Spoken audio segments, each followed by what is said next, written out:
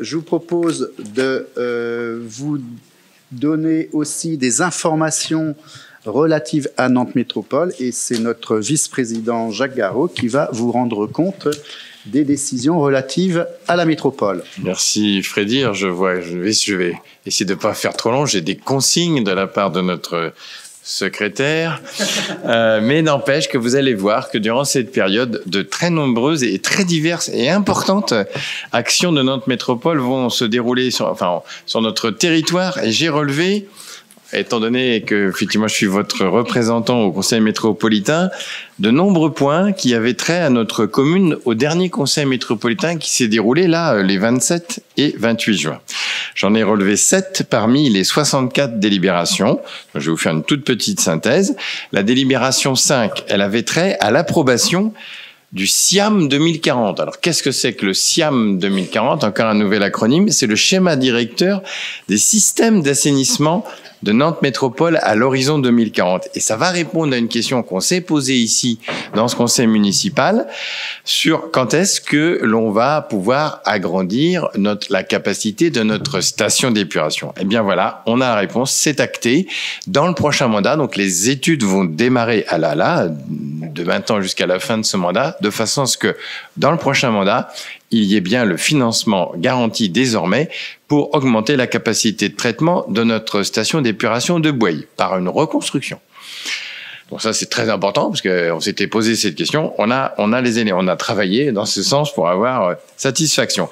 Deuxième délibération financière ayant trait à notre commune, Audrey, c'est la délibération 18, comme chaque année, dans le cadre du pacte financier. La dotation de solidarité communautaire est fixée pour chaque commune. Eh bien, pour Bouailles, ce sera 724 000 € et 724 493 € pour le 2024. La délibération 22, Nantes Métropole a décidé de participer à raison de 10% aux côtés de la région et de l'État aux études préliminaires et obligatoires pour les évolutions à venir sur notre ligne TER. Encore un autre sujet très important pour nous, sur la ligne Nantes-Pornic, Nantes-Saint-Gilles. Il va y avoir la création, alors là on est sur plusieurs années, on est pratiquement sur les 10 prochaines années, mais plusieurs nouvelles haltes ferroviaires avec voies d'évitement vont être créées. Alors c'est important parce qu'une voie d'évitement permet donc à deux trains de se croiser et si des trains peuvent se croiser, ils peuvent s'attendre et on peut avoir un cadencement plus important. C'est la condition sine qua non d'augmentation du cadencement. Donc nous allons avoir à l'ouest, on y va moins souvent qu'à Nantes, c'est à Saint-Hilaire-de-Chaléon. Il y aura la création d'une voie d'évitement. Et puis à l'est, vous le savez, il est acté maintenant la création d'une halte ferroviaire au niveau de Nantes-Atlantique, avec une voie d'évitement située sur la commune de Bouguenais.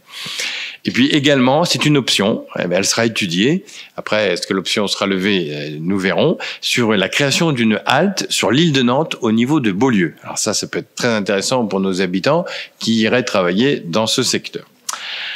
Donc là, on est à la phase études et Nantes Métropole, en finançant 10% des études, peut aussi influer sur les résultats. La délibération 24. On parlait tout à l'heure d'un schéma directeur pour l'assainissement et là, c'est une première. Nous avons adopté un schéma directeur des bornes de recharge électrique, puisque vous savez que la flotte automobile électrique augmente et il est important que nous puissions être équipés. Il y a des textes de loi qui font qu'il y a des obligations sur les parkings, mais il faut essayer d'anticiper. Donc à Bouailles, plusieurs stations avec plusieurs bornes seront installées. Les sites font encore l'objet de discussions avec l'opérateur qui a été choisi par Nantes Métropole, mais nous verrons fin d'année, début d'année prochaine, des bornes électriques et nous pourrons communiquer pour ceux qui ont des véhicules électriques de façon à ce qu'ils puissent y accéder. Délibération 29. Ça fait écho à une autre délibération ici du conseil municipal. Il y a quelque temps, cette année, nous avons délibéré sur un nouveau périmètre autour des monuments historiques. Eh bien, là, la métropole a repris la délibération. Alors, elle est valable à Bouailles, nous n'avons qu'un seul site, le château de la Sénégerie. Mais sur la métropole, il y a 18 sites qui sont répartis sur 14 communes. La métropole a repris intégralement notre périmètre qui est simplifié par rapport au périmètre ancien qui était assez mécanique, C'était un cercle de 500 mètres, un peu bête. Et même s'il n'y avait pas de co-visibilité, là, ça a été réduit à vraiment la co-visibilité. Donc, on va embêter un petit peu moins de gens avec l'avis de l'ABF lorsqu'ils veulent changer leur porte de garage ou leur volet. Donc, la métropole a repris, mais la procédure est longue, hein. Il faudra encore, et il y aura une enquête publique qui va se dérouler dans chaque commune à Boueil à partir du 15 septembre. Pour 15 jours, il y aura une enquête publique avec le Plume qui retraitera cette question des périmètres de protection. Et enfin, 2 délibérations, mais c'est le classique chaque année, la 57 et la 60, nous avons approuvé les CRAC. Alors les CRAC, c'est les comptes rendus financiers à la collectivité de 2 ZAC. Nous avons une ZAC Habitat, qui est celle des Ormeaux, qui est confiée à Nantes Métropole Aménagement, et nous avons une ZAC Éco, qui est confiée à la CELA, la ZAC des Coteaux. Donc il y a un compte rendu tous les ans, et tout ceci est totalement accessible pour tout le monde. Voilà pour le dernier conseil métropolitain, et je ne résiste pas quand même à vous faire part. Alors il n'y a pas de vote encore, hein, je peux pas deviner le vote de demain, mais nous avons demain un bureau et il est très important pour nous. Et le prochain conseil municipal ayant lieu fin septembre, ça me paraît un petit peu lointain. Demain, il y a une importance particulière pour Boueil parce que nous allons avoir le lancement de 3 consultations sur 3 projets qui nous tiennent à cœur au niveau de ce qu'on appelle la planification pluriannuelle d'investissement territorialisée à Boueil. Donc ces 3 projets sont la fin de la rue de la Gare, la deuxième phase, on appelle ça la phase 2 de la rue de la Gare, depuis le chemin de l'Épine, où on s'est arrêté jusqu'au premier passage à niveau. Donc tout va être, y compris le parvis de la gare, on va avoir un vrai parvis qui va vraiment mettre en évidence la gare. Je pense que ça va être encore plus agréable de s'y rendre à pied ou à vélo, pour un total de 615 000 € TTC. Donc c'est une grosse enveloppe. La placette, ce qu'on appelle la placette du Haut-Bourg, c'est le deuxième sujet, c'est la placette de stationnement végétalisé qui va accompagner l'ouverture de l'espace santé, hein, qui lui est en train de s'achever. Donc il va ensuite y avoir destruction de la petite maison. Le calvaire, lui aussi, va partir la semaine, ou cette semaine, je crois que c'est peut-être cette semaine déjà qu'il va partir. Là, c'est un montant de 380 000 € TTC.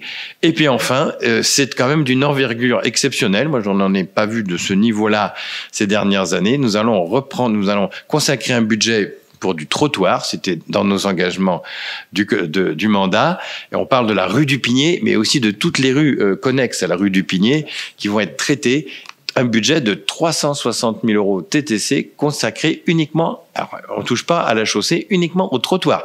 Donc on favorise les déplacements à pied, parce qu'aujourd'hui, ce sont des trottoirs qui sont, si vous les connaissez, très fatigués. On est parfois à voir le gros caillou, hein, donc il y a quand même des risques. Au total, j'ai calculé un montant de 1 355 000 € TTC. Donc c'est une petite moitié de notre PPI qui va sur une seule matinée demain être proposée au bureau. Donc très important pour nous, parce que derrière c'est des travaux qui vont s'enclencher. Et puis enfin, et j'en aurai fini, l'action de la métropole sur notre commune, vous voyez, c'est une réalité forte, hein. Et en l'occurrence, la métropole va intervenir aussi demain au bureau pour, dans le cadre de son plan de relance à la construction immobilière qui, vous le savez, est en grande souffrance, la métropole va procéder à l'acquisition d'une parcelle, qu'on appelle la parcelle des consoeurs Goulard, qui est juste à côté du monument aux morts, avenue de la Pommeraye, pour réaliser donc un projet immobilier avec Ataraxia et le groupe Gambetta, un projet qui a été présenté aux riverains il y a peu. Et cette acquisition va se faire au prix de 525 000 € et sera ensuite rétrocédée aux promoteurs pour la somme de 225 000 €. Donc il y a un delta, vous avez bien calculé, de 300 000 €. Et ces 300 000 €, c'est vraiment ce qu'on appelle la minoration foncière que la métropole va apporter. Il y a un plan de 10 millions. Donc nous, on a 300 000 € sur ces 10 millions qui vont se dérouler sur le territoire de Boueil, de façon à produire du logement. Il y aura de l'accession libre, il y aura de l'accession abordable par le BRS, et il y aura aussi du locatif social. Donc on espère que cet apport d'argent public va permettre aujourd'hui de rendre faisables des projets immobiliers qui aujourd'hui sont, on est complètement c'est le calme plat. À l'arrêt total. Voilà ce que je pouvais vous dire, chers collègues. Merci Jacques. Donc ne tarde pas à te coucher ce soir pour être en forme demain, parce que là, on compte sur toi pour défendre les intérêts de Way au bureau métropolitain, et je t'en remercie. Je vous propose donc de clore ce conseil municipal officiellement.